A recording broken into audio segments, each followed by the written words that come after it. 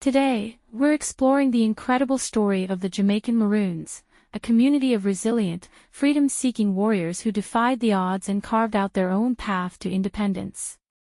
It unfolds as a testament to the indomitable spirit of the enslaved Africans who escaped from brutal plantation life and carved out a life of autonomy and freedom.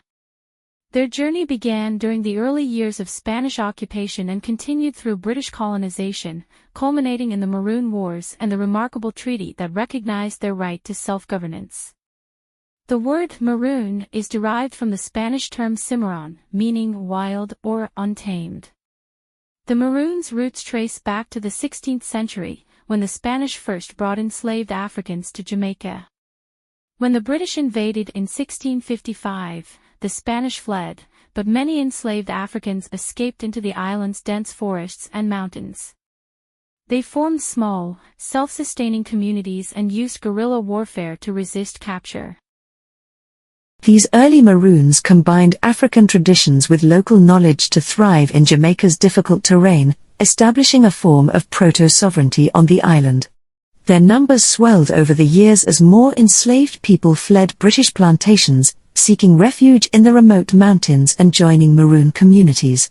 One of the most legendary figures in Maroon history is Queen Nanny, a formidable leader from the Ashanti ethnic group in West Africa. Known for her tactical brilliance, spiritual leadership, and unwavering commitment to her people's freedom, Nanny became the central figure of the Windward Maroons, who lived in the Blue Mountains of eastern Jamaica. Under her leadership, Nanny Town became a sanctuary for those seeking freedom. She fortified her community both physically and spiritually, employing strategies that included booby traps, camouflage, and guerrilla attacks. Her mastery of psychological and physical warfare made Nanny a powerful symbol of resistance and survival. Oral histories say that Nanny used her knowledge of traditional African healing and spiritual practices to empower her warriors, making her as much a spiritual leader as a military strategist. The Maroons posed a continual threat to the British, whose plantation economy relied heavily on enslaved labor. The British attempted to quash the Maroon communities in a series of campaigns that culminated in the First Maroon War. The Maroons, however, had a distinct advantage. They knew the landscape intimately and used guerrilla tactics to harry British soldiers and disrupt colonial operations. This war was brutal. The Maroons, though significantly outnumbered and outgunned, managed to hold their own against the British. They used ambushes and swift, surprise attacks, disappearing back into the mountains before British troops could retaliate. For over a decade, the British were unable to defeat them.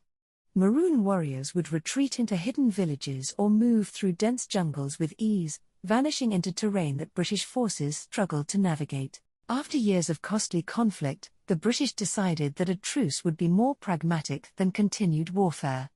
In 1739, the British signed a treaty with Maroon leaders.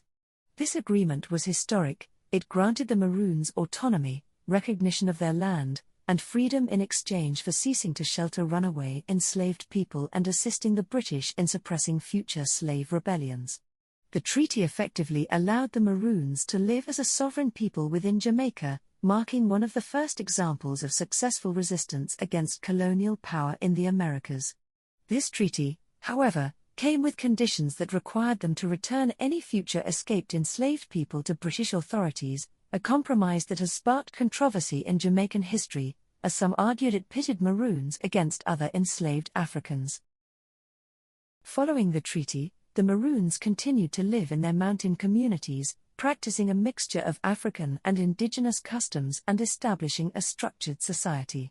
They preserved West African traditions in their music, language, and spiritual practices, with much of their unique cultural identity enduring to this day.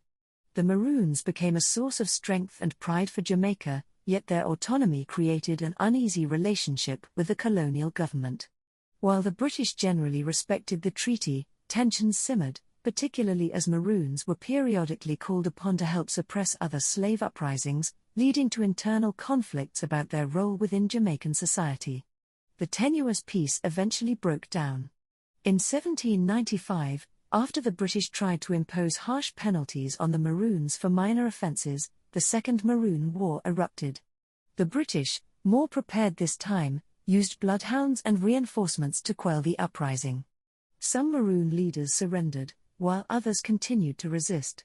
Following the war, many Maroons were forcibly exiled to Nova Scotia, Canada, and later to Sierra Leone, severing them from their homeland. Despite the trials of war, exile, and forced migration, the Maroon legacy remains strong in Jamaica.